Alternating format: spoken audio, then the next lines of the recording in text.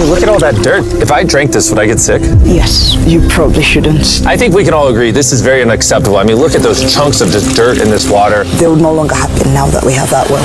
With local leaders, we made sure that clean water is no longer a concern here. Well, imagine this. A single YouTuber raises $40 million. Not for himself, not for luxury, not for clout, but to bring clean water to millions of people who have lived their entire lives without it. MrBeast has once again shocked the world, this time with his massive fundraiser to build wells and provide clean drinking water across Africa and beyond. But here's the question we must ask: should this really be his job? Or is this a wake-up call for Africa, for our leaders, and for the diaspora? Stay with me because this story is much bigger than MrBeast. It is about hope, responsibility, and the future of an entire continent. For those who don't know him well, MrBeast, whose real name is Jimmy Donaldson, is not just a YouTuber. He is a phenomenon. He started with small videos, and over the years, built an empire of content that has reached hundreds of millions of people. But what makes him different is his use of wealth and influence. He has planted millions of trees through Teen Trees. He has cleaned millions of pounds of trash from oceans through Teen Seas. And now, with Teen Water, he is taking on one of humanity's oldest problems: access to clean drinking water. Together with other creators like Mark Rober, he launched a campaign to raise $40 million to give to million people clean water for life. Let that sink in. 2 million lives changed because of a YouTuber. But what does this mean for Africa, the continent where water scarcity is still one of the greatest killers? To answer that, let's go back to MrBeast's earlier Africa project. In 2023, he built 100 wells across 5 countries: Kenya, Uganda, Zimbabwe, Cameroon, and Somalia. The impact was incredible. Families who once walked miles daily for dirty water now had wells in their communities. Children who were spending their days fetching water could finally go to school. Mothers no longer had to risk their health carrying heavy loads for hours under the hot sun. Communities were transformed almost overnight,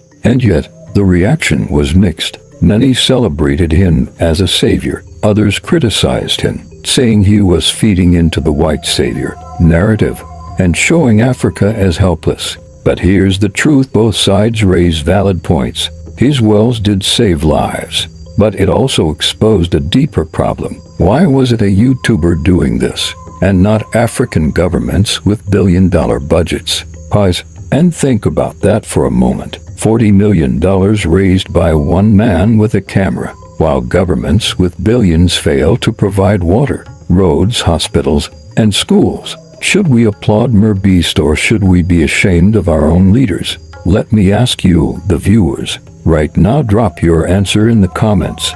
Do you see MrBeast as filling a gap or exposing a failure? Let's go deeper. Water scarcity in Africa is not just an inconvenience, it is a killer. Every year, hundreds of thousands of people die from diseases linked to unsafe water. Millions of children lose the chance of education because their time is spent fetching water. Entire villages remain trapped in poverty because the most basic need, clean water, is out of reach. When MrBeast builds wells, he is not just giving water, he is giving life. He is giving time back to children. He is giving hope to families.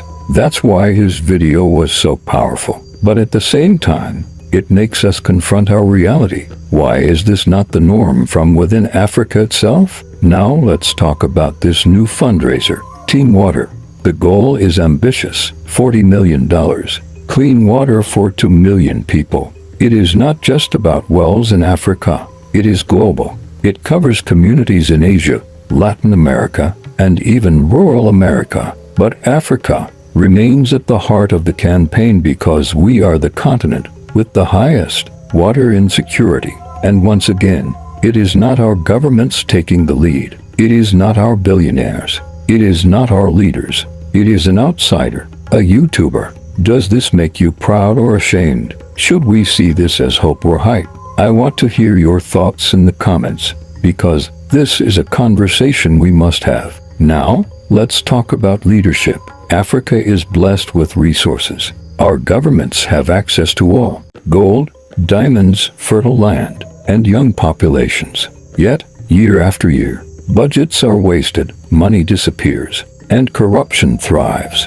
Meanwhile, people die of thirst, hunger, and disease. Compare that with MrBeast, who takes his influence, his resources, and uses them for impact. What a contrast. This is not about praising him blindly. It is about holding up a mirror to our failures. Leaders build palaces while villages collapse. Politicians buy private jets, while mothers carry dirty water on their heads for miles. That is the shame of our time. But let's not only blame leaders, let's talk about us, the diaspora. Africans living abroad, in America, in the Caribbean, in Europe. The diaspora sends billions back home every year through remittances. That money often supports families, builds houses, and pays school fees.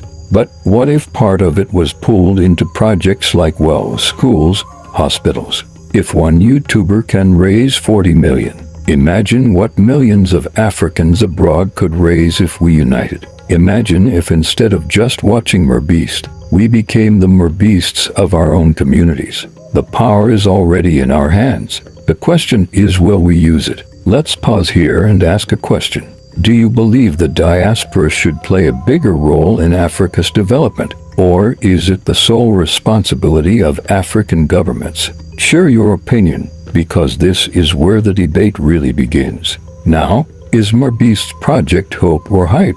On one side, it is undeniable hope. Water saves lives, period. No matter who provides it, the result is life-changing. On the other side, it risks distracting us. It risks making us depend on outsiders, applaud outsiders, while our own leaders continue to fail us.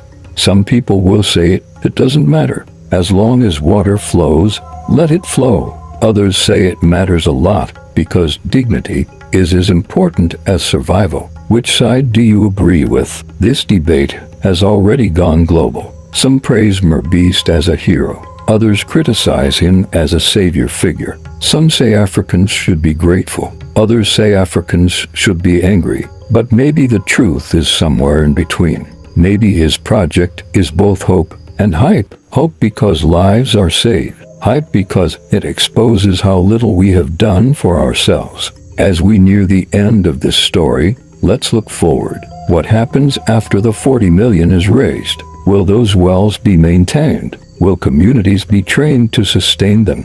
Will Africa take the lesson and do more for itself? Or will we sit back, clap, and wait for the next outsider to help us again? These are the questions that matter. And now, I want to challenge you directly. If you had the influence of MrBeast, what would you do for Africa? Would you build schools, hospitals, industries, or wells? Comment your answer, because your vision matters. MrBeast's story is not just about him. It is about us, about Africa, about the diaspora, about leadership and responsibility, about hope and accountability. One man with a camera and a dream has raised $40 million to change lives. The real question is, what will we do? Will we clap for him or rise because of him? So let's not end this story with applause.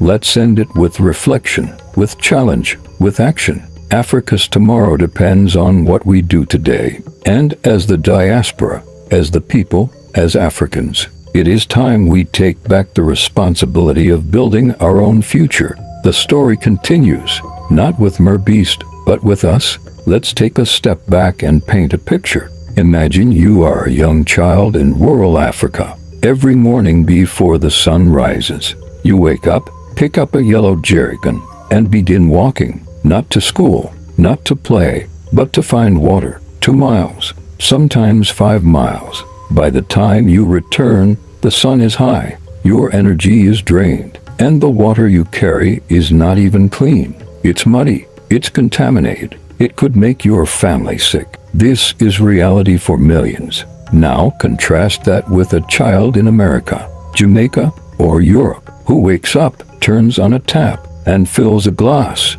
The difference is not technology. The difference is will, leadership, and investment. This is why MrBeast's fundraiser feels so powerful. It brings that child's dream, a glass of clean water, into reality. But here's the deeper truth. Water is not a luxury. It is a right. It is not charity. It is dignity. And yet, the fact that a YouTuber has to step in shows just how deeply broken the system is. Should we celebrate this? Absolutely.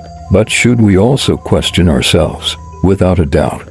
Now let's zoom into some real-life stories. In Uganda, one of MrBeast's wells changed the life of a girl named Amina. Before the well, she spent 4 hours every day fetching water. 4 hours that could have been spent in school. She often drank dirty water, and her family got sick. After the well was built, Amina's life transformed. She could go to school, study, and dream bigger dreams. Multiply Amina's story by thousands, and you see the true impact. That is what $40 million can do. But let me ask you, should Amina's future rely on the generosity of a YouTuber, or on the leadership of her own nation? Comment your thoughts, because this is where accountability begins. Now, let's talk about the backlash. When MrBeast released his Africa Wells video, it went viral. Millions praised him, but critics also emerged. They accused him of feeding into stereotypes,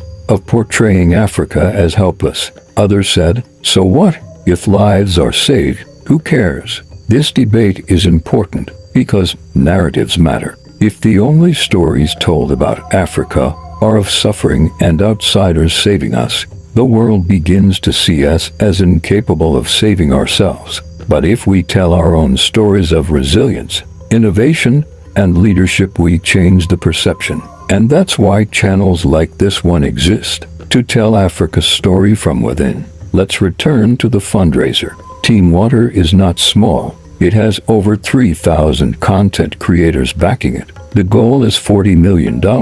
As of now, over $30 million has already been raised. Think about that, $30 million in a matter of weeks.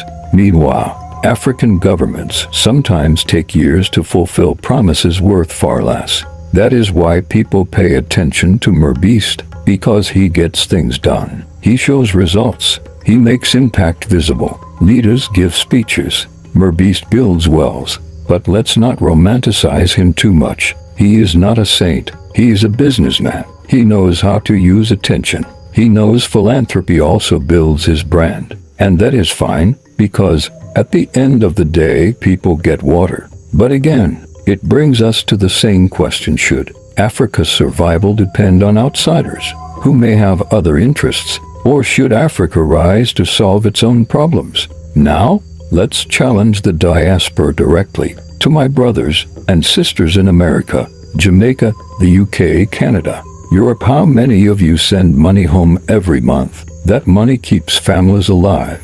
Yes. But imagine if even 1% of that money was pulled into projects. Imagine if diaspora organizations built wells, funded schools, created industries. The African Union estimates that the diaspora sends over $40 billion to Africa every year. 40 billion. Compare that to MrBeast's 40 million. The diaspora already has the power to change Africa. But are we using it? Are we united? Or are we too divided, waiting for leaders to lead us?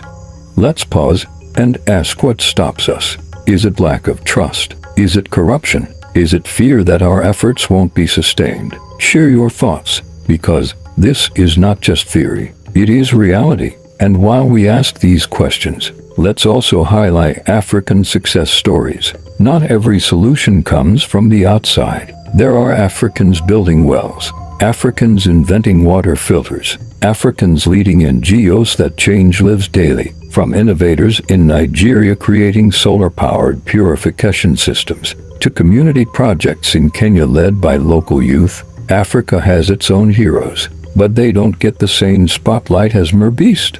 Why? Because the world pays attention to big names, not grassroots.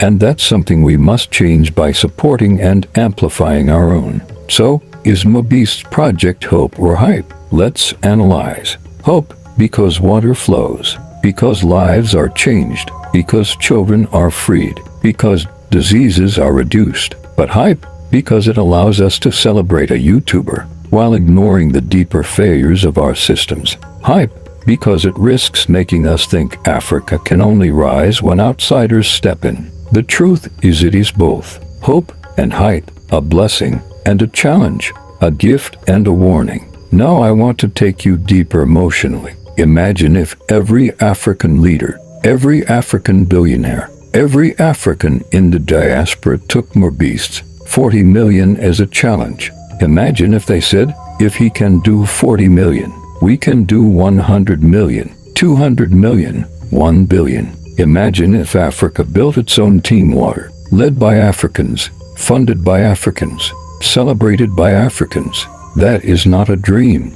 That is a possibility. But will we act on it? That's the real question. As we move toward the close of this story, let me leave you with some powerful reflections. First, MrBeast has done what few others have dared to do. He has made the world talk about water, a problem too often ignored. Second, his project is not the solution, it is a spark that should ignite Africa to do more. Third, the diaspora must see this as a mirror. If one man with a camera can raise 40 million, what can we do together, united, with all our resources and passion?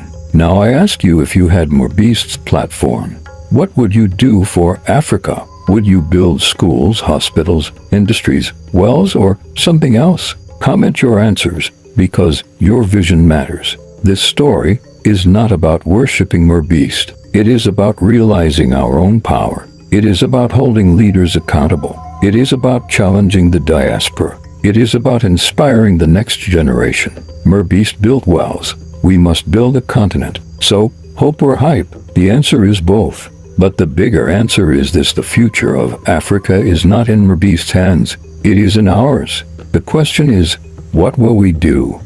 Let's dive deeper into the realities of water in Africa. Take Ethiopia, for example. In some regions, families spend more than half their daily income buying water. Half their income. Imagine you work hard all day, and instead of buying food, school books, or medicine, your money goes to a single jerrycan of water. This is not just poverty, it is injustice. Now imagine what a well can do in such a community. It doesn't just bring water. It brings freedom. It brings opportunities. It brings health. That is why projects like MrBeast's matter. But again, I challenge it. So why are we waiting for outsiders to do this when the need is ours? Let's move to Nigeria. In Lagos, people often buy sachet water, popularly called pure water. But how pure is it really? In many cases, these sachets are filled with contaminated water, sold cheaply, and consumed by millions daily.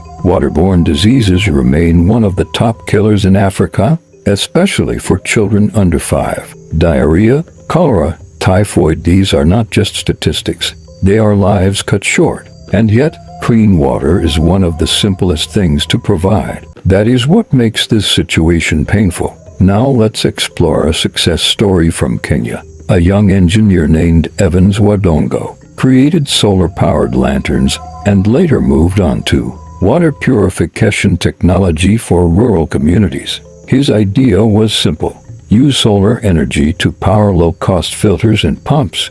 With that, hundreds of families gained access to clean drinking water. Evans was not a billionaire. He did not have $40 million. But he had an idea. He had passion. And he had community support. This proves something important: Africa has solutions. What we lack is the scale. What we lack is the amplification. And that is where both the diaspora and platforms like this channel come in. Let's turn back to MrBeast for a moment. His project has been described as the largest YouTube fundraiser ever. Over 3,000 creators have joined, contributing their audiences and platforms. This is the power of collaboration. Imagine if African content creators did the same. Imagine if African YouTubers, influencers, and artists united for one cause, be it water, education, or healthcare. the numbers would be massive. But often, we remain divided. We compete instead of collaborate. And that is why MrBeast's model should inspire us not just to admire him, but to replicate the strategy. Pause for a moment. Think about this. When was the last time you saw African leaders or celebrities unite for a cause that truly mattered to ordinary people? Not concerts, not campaigns, not politics, but real-life impact. Rarely. And this is why Africans often feel abandoned, and why outsiders step in. But here's the twist: if outsiders keep solving our problems, we risk losing ownership of our future. That is the danger hidden in the hype. Now let's speak directly to the diaspora again. Many of you left Africa for better opportunities. You studied, you worked hard, you built careers, but your roots remain African. Every time you send money home, you keep a piece of Africa alive. But imagine if we move beyond survival. Imagine if diaspora investments built infrastructure, technology, and industries back home. In Ghana, there is a growing movement called Year of Return, inviting the diaspora back not just for tourism, but for rebuilding. This is powerful, but we need more. We need the diaspora to think like MrBeast: bold, collaborative, innovative. Let's bring in a powerful emotional reflection. Picture a grandmother in Malawi. For decades, she has fetched water from a dirty stream.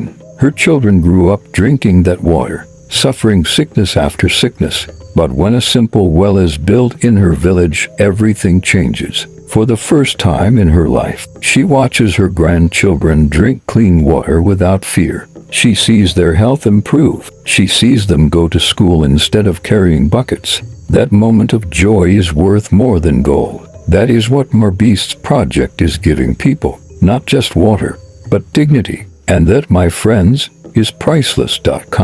Now, let's ask the audience again, what do you think? Should we celebrate this as a victory? Or should we be concerned that the wealth of Africa is not being used to solve these basic issues? Comment below, because this debate is critical. As we enter the final segment, let me paint a vision of the future. Imagine an Africa where every village has clean water, where no child misses school because of water duty, where no family suffers from waterborne disease, where diaspora investments and African innovations make wells, pipelines, and purification systems the norm, not the exception. This future is possible. It requires unity. It requires accountability. It requires us to act. And let me close with this reflection. MrBeast has shown us that one man, one platform, and one bold idea can change lives. But imagine what 1 billion Africans can do if we unite.